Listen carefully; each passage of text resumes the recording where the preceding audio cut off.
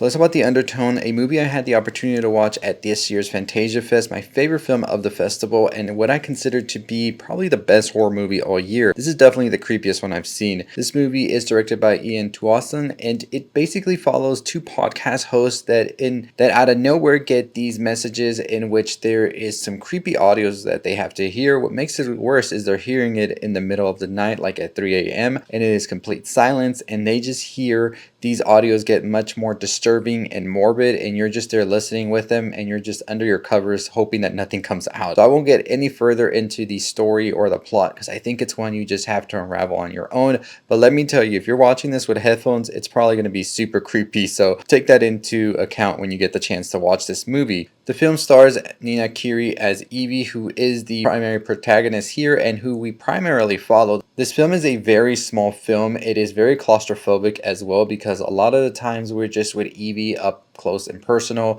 as she's listening to these audios, and you're just there feeling this unnerved feeling because what they really do well in this movie is frame it in a way in which you see the backgrounds or maybe don't get the whole picture, and you're just trying to creep and see what's going on in the back while at the same time trying to pay attention to the audio. So you really are starting to feel like a disorienting feel of sorts because the audio is getting kind of creepy and you're wondering where does the audio end and what's going on in the background as well, because there's some noises as well. And I really love that they take that approach to this film because I think a lot of times with scares and horror movies and things like that, they kind of forget about the audio making the atmosphere. Like, yes, we do see it a lot where audio is jump scares and all of that, but never really building the atmosphere as much as I think that they can do. And this movie does an amazing job at building atmosphere because for the very first like 15-20 minutes, we're already transported into this world where you know that audio is going to be very important, and anytime something creeps up or you hear a slight different sound, you immediately are like, wait, I need to be on high alert. And I think that's what really adds to the scares here. It is a movie that's, I feel, slowly builds up. I wouldn't call it much of a slow burner. It does have those qualities to it, but I promise you things really are getting creepy throughout the whole film, and there's instances where I was just like, I'm done. I can't watch anymore.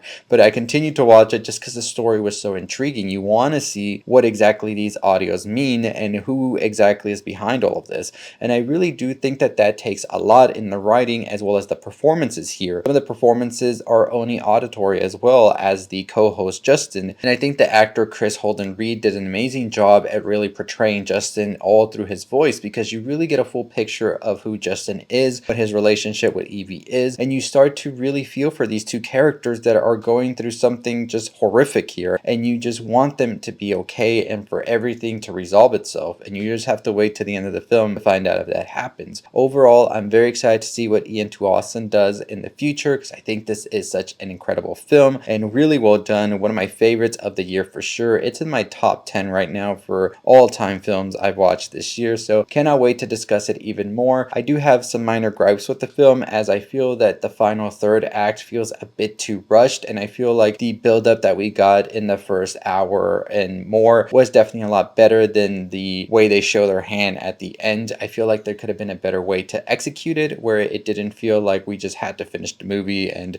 had to give you everything right here, but I feel like there's so much here to really appreciate and love, and that's just a small, because overall I did enjoy the movie a ton. There were so many of these moments that I think are incredible, that way they build it with the framing, with the audio, with the performances all alike. It's like it's firing on all the cylinders, and that's everything you want from a horror movie. You want a horror movie that's really gonna gravitate towards you and just pull you into its world, and The Undertone does just that. And you are just there waiting to see what's gonna happen. You are terrified. It is beautifully shot. The cinematography here is incredible. The performances, the audio, everything. This movie honestly rocks, and I'm excited to hear more people talk about it. Hopefully it finds its way to a theater or wherever it does, because I think a lot of people are going to really dig this one because I just feel it's so fresh in the way that it uses its audio, and it doesn't try to rely on cheap jump scares. It actually relies on building this dread feeling and just having you on the edge of your seat waiting to see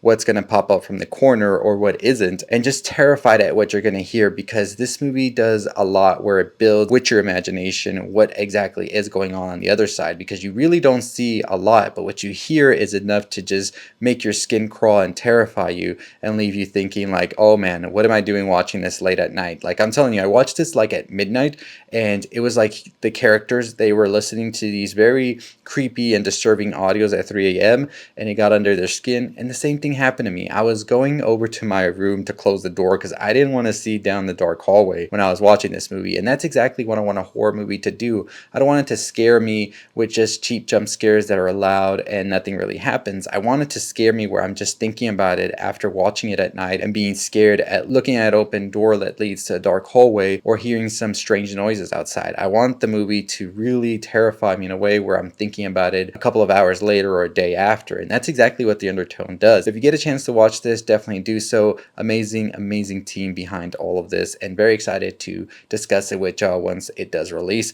But one of my favorite movies at Fantasia Fest, but one of the whole year as well. So check out the Undertone whenever you can. Make sure you hit the subscribe button. We're on the road to 50,000 subscribers. We've had to upload the weapons video numerous times. I would really appreciate it if y'all would go watch that video if you've already did it. Give it a thumbs up because we're trying to get that video up. But anyways, as always, I'll see all of you next time. Stay tuned for more Fantasia Fest coverage, as well as reviews on movies like Strange Harvest, another one of my favorite horror movies I watched this year. But as always, I'll see all of you next time. Stay safe, stay positive.